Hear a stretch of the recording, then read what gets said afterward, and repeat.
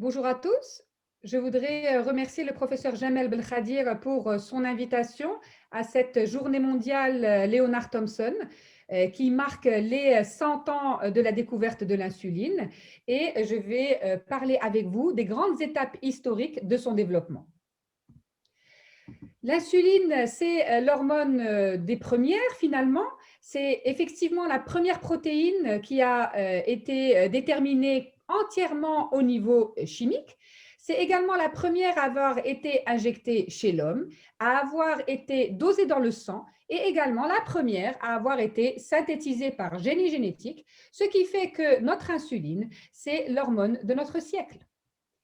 Nous allons donc regarder les histoires de la découverte du diabète avant l'histoire de la découverte de l'insuline, en rappelant que le diabète est une maladie connue depuis l'Antiquité,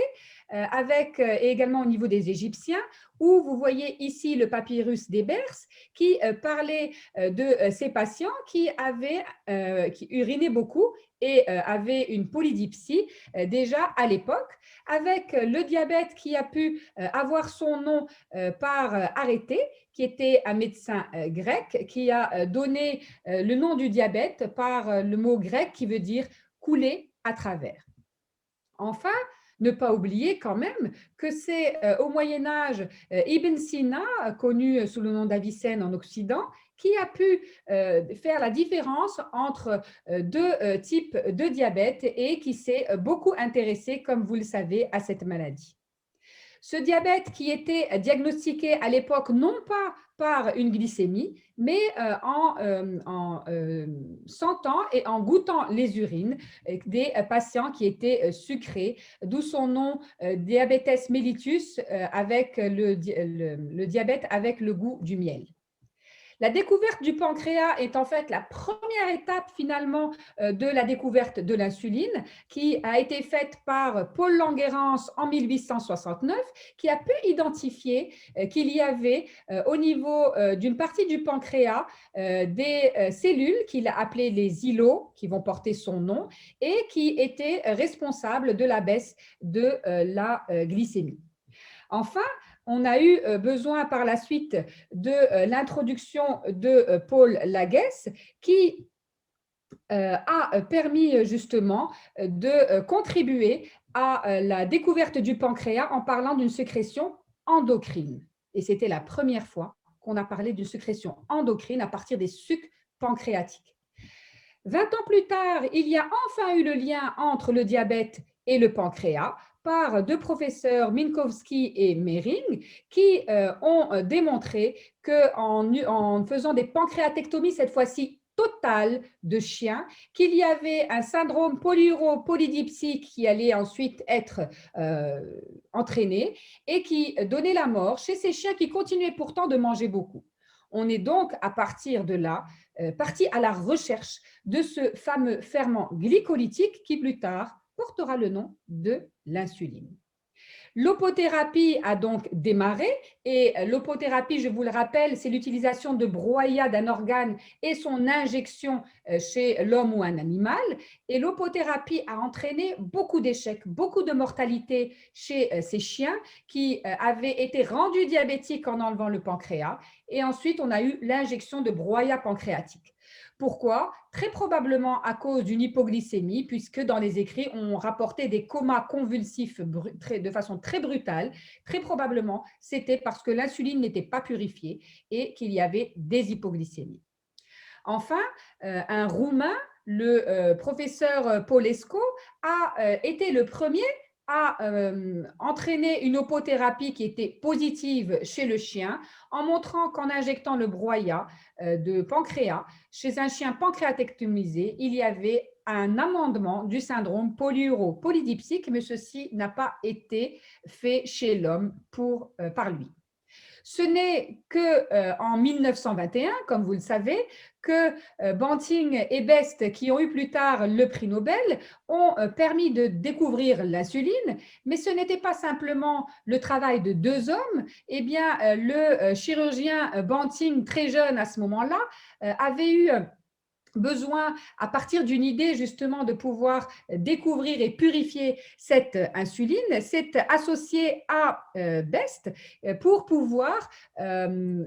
purifier cette insuline et l'utiliser. Et ils ont eu besoin notamment de MacLeod, un biochimiste, et plus tard de l'intervention de Colip, qui a pu être celui qui allait purifier au maximum cette insuline et l'utiliser chez l'homme. Première chose, ils l'ont faite chez le chien, bien entendu, et dès qu'ils ont eu des points positifs chez le chien, ils ont continué chez l'homme avec le jeune Leonard Thompson, d'où l'intérêt de notre journée d'aujourd'hui, qui a pu réchapper à une mort certaine. Il avait 14 ans, ne pesait pas plus que 30 kilos. Vous voyez, il avait la peau sur les os sur la photo de gauche, et il a pu avoir une première injection en décembre 1921, puis une deuxième injection le 11 janvier 1922, et qui a pu le faire réchapper de ce coma hyperglycémique. Cette deuxième injection était très importante parce que grâce à Colip, l'insuline a été purifiée. Et ce travail a permis de donner le prix Nobel de médecine en 1923 à Banting et MacLeod, et les deux l'ont partagé avec Best et Colip, avec un grand succès justement et une grande médiatisation à l'époque de l'insulinothérapie. On est donc passé de cette découverte de l'insuline à un besoin de fabriquer de l'insuline à grande échelle et donc de faire une production industrielle avec initialement, pareil, c'était une opothérapie, on utilisait initialement des broyats et on avait besoin de fabriquer cette insuline qui était des insulines à la base animale, à la fois de bœuf et porcine. Mais également, en 1980, les insulines semi-synthétiques ou biosynthétiques avec les nouvelles avancées technologiques. Et en 1990, les analogues rapides et lents de l'insuline ont été réalisés.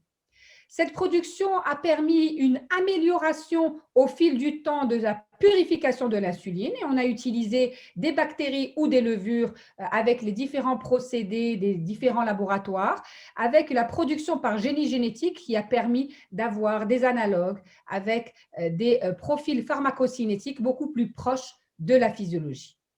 Revenons d'abord à la structure moléculaire de l'insuline qui, comme vous le savez, est constituée par deux chaînes A et B qui vont être reliées par deux ponts disulfure. Et quel que soit le changement au niveau de ces chaînes, il est très important de garder la configuration et de ne pas altérer les ponts disulfure. Vous voyez donc que les insulines humaines ont, par rapport à l'insuline de bœuf, par exemple, 3 changements en position 8, 10 et 30, avec une substitution par l'analine 2 fois et la valine, alors que l'insuline de porc ne va avoir qu'une seule substitution au niveau de la position 30 en modifiant la tréonine par l'alanine. Donc, ces insulines, à la base, vont avoir des petits changements et peuvent expliquer qu'on ait non seulement des profils pharmacocinétiques différents, mais surtout une tolérance qui peut ne pas être parfaite chez des patients, d'où l'intérêt de l'arrivée des insulines biosynthétiques humaines et des analogues.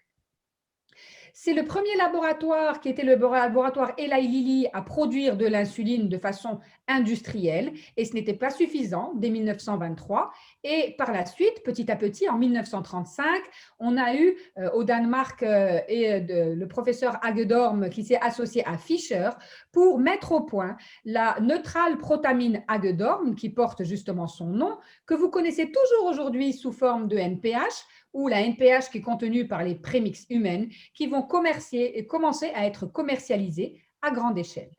Et cette extraction de l'insuline va avoir une meilleure qualité au fil du temps, grâce notamment au clonage du gène humain avec la production de l'insuline par génie génétique et la modification de l'insuline de porc en 1980, l'utilisation des pompes à insuline et enfin, en 1982, un moment important dans l'histoire de l'insuline, c'est la première insuline à avoir été obtenue par génie génétique qui est véritablement l'insuline humaine telle que nous l'avons d'ailleurs aujourd'hui.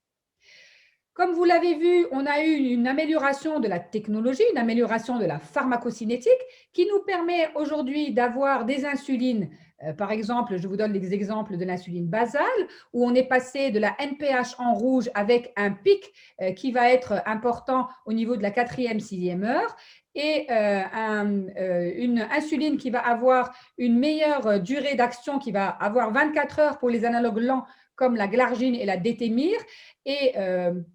et suffisamment 24 heures pour les ultra lents comme la glargine U300, la Toujeo ou la Degludec, qui vont nous permettre de donner une seule injection par jour chez des patients qui n'auront pas, qui ont moins de risque d'hypoglycémie et surtout une meilleure stabilité. On a donc vu le calendrier de développement des insulines depuis 1921 jusqu'à aujourd'hui, avec comme étape importante la découverte de l'insuline en 1921, plus tard l'ANPH en 1936, les premières insulines génétiques par génie génétique en 1980, et enfin, aujourd'hui, nous avons à notre disposition des analogues ultra lents et des analogues ultra rapides. Quel est l'avenir? Eh bien, possiblement des insulines en développement, que sont les insulines hebdomadaires. Je vais terminer en parlant de cette insuline Icodec, qui est une insuline hebdomadaire qui pourrait être peut-être utilisée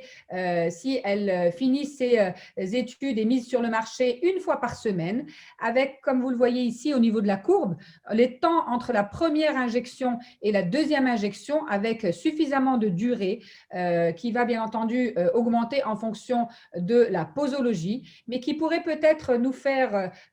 diminuer les injections d'insuline lente chez nos patients et qui passerait d'une fois par jour à une fois par semaine. Et nous avons encore beaucoup de choses à découvrir et à améliorer pour nos insulines afin d'améliorer le profil